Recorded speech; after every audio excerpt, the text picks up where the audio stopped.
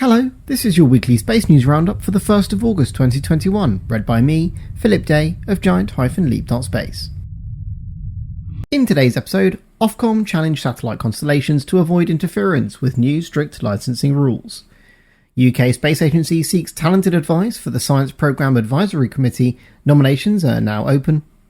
Westcott Venture Park hosts Westcott Expo. We take a brief look at some of the action.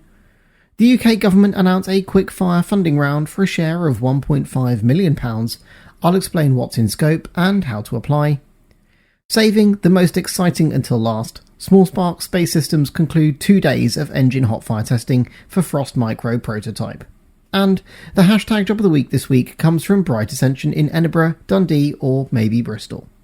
Find us on patreon.com/giantleap for unique membership perks such as access to our Discord server and early Roundup releases. If you'd like to feature your job as job of the week, or you simply need to either visit our awesome space merch store or find out more about other formats, head over to giant-leap.space.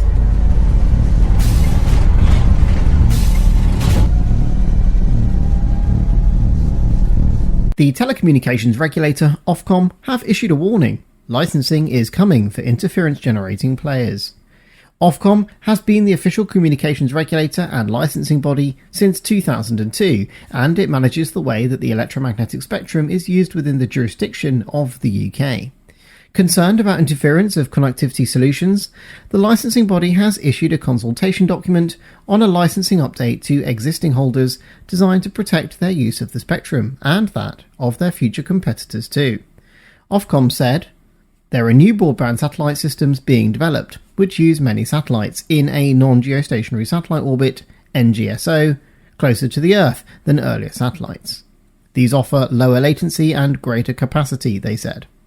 A number of companies are developing these systems, for example Amazon, OneWeb, SpaceX and Telesat, and we want to enable as many of them as possible to provide services and increase choice for people and businesses in the UK.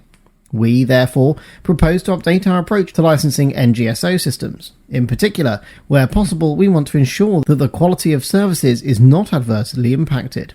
To do this, we're proposing new checks on interference risks when we consider NGSO license applications, along with greater visibility of those applications, as well as strengthening our ability to deal with harmful interference if it occurs.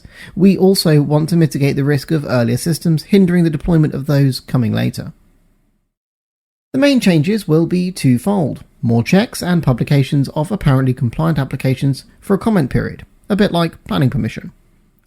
Rob Woodward is a non-executive director at OneWeb as well as head of the Met Office, who explained to me that the proposed changes present no major problem to the London-based company, which Ofcom mentioned as one of their major global competitors in LEO, and who already operate 254 communication satellites.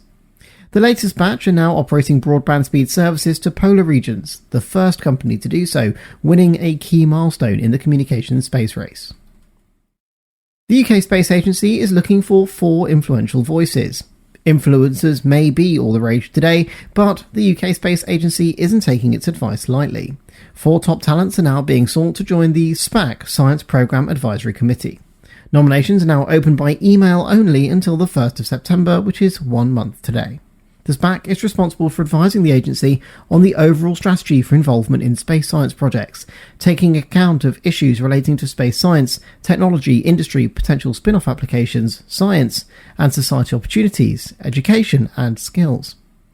The SPAC provides advice on the ranking and relative priority of current and potential future space science projects as an input to both funding and review decisions conducted by or for the UK Space Agency. The committee also advises UK Space Agency's ESA Science Programme Committee, the SPC, delegation on the UK position for SPC meeting. Anybody interested in making a nomination will need to include name, organisation, research, interest, and a 200 to 300 word summary of relevant experience to Louise.ingram. Her email is in the description. Westcott Expo brings top voices to the stage. Wednesday saw a one-day face-to-face event for industry professionals take place at the Westcott Space Cluster in Buckinghamshire and hosted by the Satellite Applications Catapult.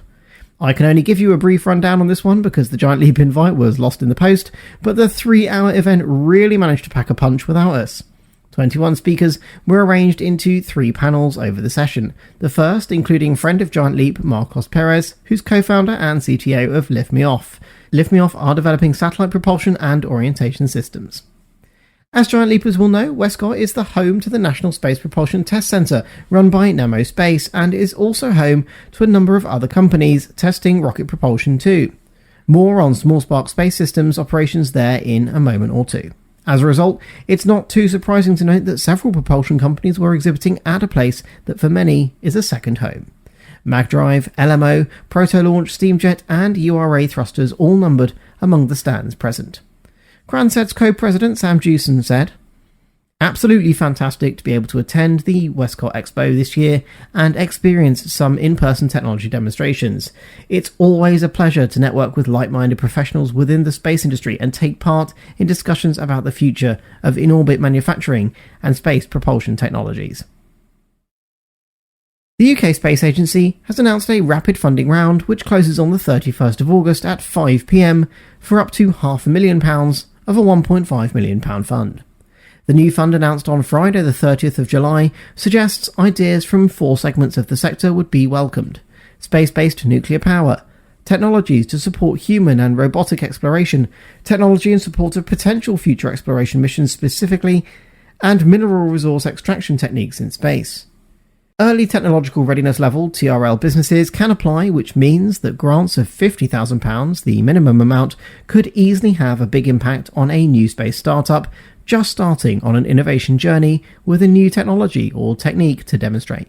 It's extremely likely, though, that larger companies will be the only ones with the capacity to submit a detailed plan to such a short deadline, which requires detailed financial reports and more.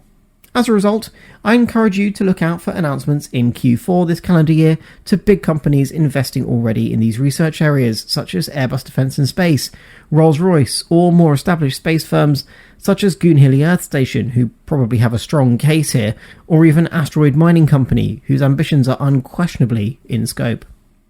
The link to this application form and supporting documentation can of course be found in the description. SmallSpark hotfire their rocket engine again, next. Giant Leap continues to look for volunteers to help with social media outreach across all of our platforms and to help with video editing. If either or both is a passion of yours and you'd like to help Giant Leap to become an even better UK space resource, please drop a note to phil@giant-leap.space. If you'd like to support but don't count those talents among your number, please join us over on patreon.com/Giant Leap, where your support can help Giant Leap to reach more live events, conduct interviews with top experts, and improve the hardware from man with phone to something more professional for your consumption. SmallSpark hosted Giant Leap to a test of their modular rocket engine. The testbed engine, affectionately known as Sybil, has been undergoing some interesting changes over the past 4 weeks since her first test firing, which itself was a roaring success. This month, the team returned to Westcott to try out their tweaks to the system with some dramatic results, immense data collected, and quite a bit of proprietary fuel mixture cleanly burnt. CEO Joseph Ward granted us an interview alongside this exclusive access to the firing at the close of the week. That interview and high-definition closer footage of the test are expected to become available in a couple of weeks for you, baby, processing and CTO Anton permitting. The team conducting the test comprised of co-founders Joseph Ward, Antonios Anton Boulibassis, how I wish I'd asked him for the pronunciation, and Saif Al-Ibadi, alongside engineer Matt Jaffa, and experts from Airborne Engineering, Phil and James, who I now collectively know as the Oracles. If you're watching on YouTube, then you can see the test produced the money shot Mac Diamonds, which Joe and I discuss in our upcoming interview, and pushes hybrid rocket engineering from concept to reality, something the team believes is a true value generator for smallsat launchers. I was impressed to find that the entire engineering team were very humble about the strides which they're quietly making in their field with the help of their AI product, More AI, and the support of both the Welsh Government and private finance. This engine is rated to 5 kilonewtons of thrust, a baby compared against the final orbital variant for Frost 1, which should sit somewhere between 35 kilonewtons and 50 kilonewtons depending on configuration. Even so, today's tests mimic the operations of the engines, which will be flown on the Frost Micro, the sounding rocket platform under development now. This week's hashtag Job of the Week comes from Bright Ascension, a software company making waves in the UK space industry. They're looking for a customer applications engineer to be based at one of their Scotland offices, Edinburgh or Dundee preferably. This role includes some opportunity for global travel, a share of the employee's stake in the business, and the chance to interact with existing and future clients very closely. Bright Ascension are providing technologies that enable customers to develop and operate space-based systems and services faster, cheaper, and more reliably. It's that pitch which your role would develop on in learning and promoting the full range of products. If that sounds interesting to you, check out the link in the description. That's you all caught up. If you're listening on Apple, Spotify or anywhere else there's a like button, please smash it now. It's a great way to ensure Giant Leap gets the support we need to continue bringing you the news. On social media, we're using the hashtag Giant Leap, where we usually post several times a day. If you'd like to be a part of it there, come and join us there. Thanks for checking in, and until next time, remember that every giant leap is set up by thousands of small steps. You've been watching a giant-leap.space use Roundup.